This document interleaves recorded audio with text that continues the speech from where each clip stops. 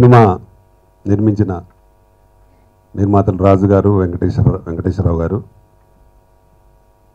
Director Veeresham గారు, ఇక్కడికి వచ్చిన పాత్రికేయ మిత్రులు, ఛానల్స్ వారందరికీ నా నమస్కారాలు. నిర్మాతలు చాలా కష్టపడి చాలా రోజుల నుండి ఒక మంచి సినిమా చేసినారు. అంటే ఈ రోజుల్లో ఒక మైథలాజికల్ మూవీని ధైర్యంగా తీసినందుకు వారిని ముందుగా నేను అభినందిస్తున్నాను. క్యారెక్టర్స్ని, కథని మనకి ఈ విజువల్స్లోనే మనకి అన్నీ చూపించేశారు.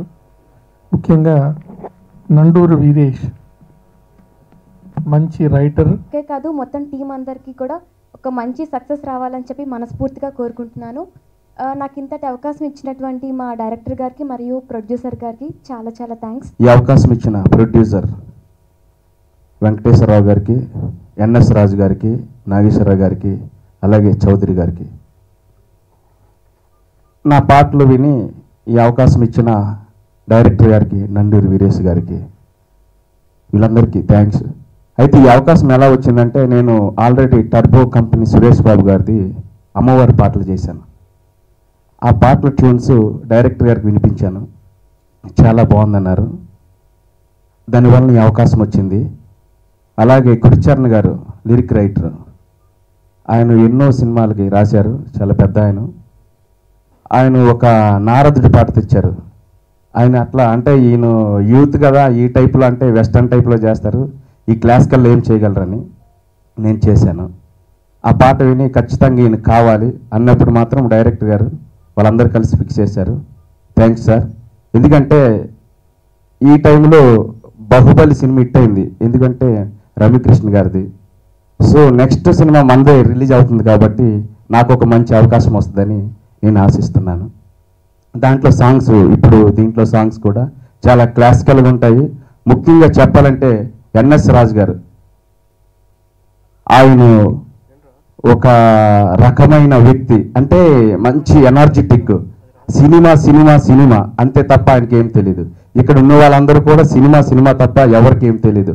ఆ పిక్చర్లాగా తిరుగుతుండ, అంటే మనలో ఉన్న టాలెంట్ అనే గుర్తించి ఆయనకు ఒక సాంగ్ చేశా. దానికి ఎలాంటి కంపోజ్ చేస్తానంటే డ్యాన్స్ అనేక రకాలుగా ఎంతో కష్టపడతారు. కానీ ఈ యొక్క పాటలు, ఈ యొక్క విషయాలు చూస్తే నిజంగా ఈ సినిమా సక్సెస్ అవుతుందని నేను అనుకుంటున్నాను. గజ్జవరపు మహిమా చౌదరి సమర్పణలో జగన్మాత అనే చిత్రం తీయడం జరిగింది. రమ్యకృష్ణ గారు ప్రధాన పాత్ర చేయడం నా అదృష్టం. అలాగే సందీప్తి చాలా అద్భుతంగా నటించింది. ఇంకా విజయ రంగరాజ గారు, అమిత్ గారు, ఇలా చాలామంది ఉన్నారు.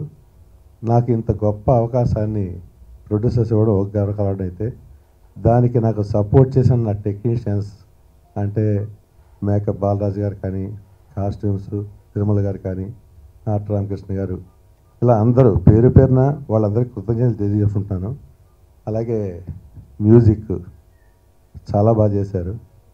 మొత్తం 5 పాటలు, 3 పద్యాలు, అవి కాకుండా ఇంకో స్పెషల్ సాంగ్ కూడా ప్లాన్ చేస్తున్నాం. అది కూడా త్వరలో రికార్డింగ్ అవుతుంది. అలాగే దీనికి గురుచరణ్ గారు అద్భుతమైన లిరిక్స్ ఇచ్చారు. అది కాకుండా ఓ సాంగు మార్కండేయ అని అబ్బాయి చాలా బాగా రాశాడు, దాన్ని కూడా తీసుకోవడం జరిగింది. ఎంత కష్టమైన సినిమా బాగా వచ్చింది, ఆ తృప్తి చాలు నాకు. నా వెనకాల ఎంతమంది ఉన్నారు సపోర్టు.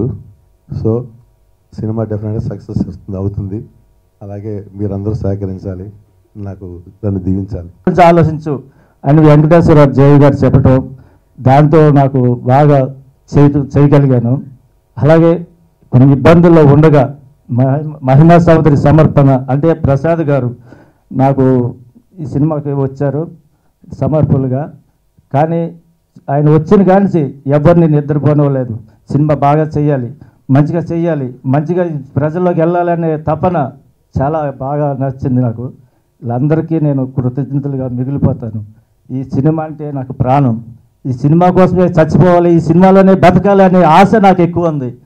అందుకే నేను దీన్ని వెనకాడకుండా ఎన్ని కష్టాలను ఎదుర్కొనైనా సరే ఓ గొప్ప విజయం సాధించాలి. ఆ విజయం ఈ సినిమా సాధిస్తుందనే నమ్మకం నాకుంది.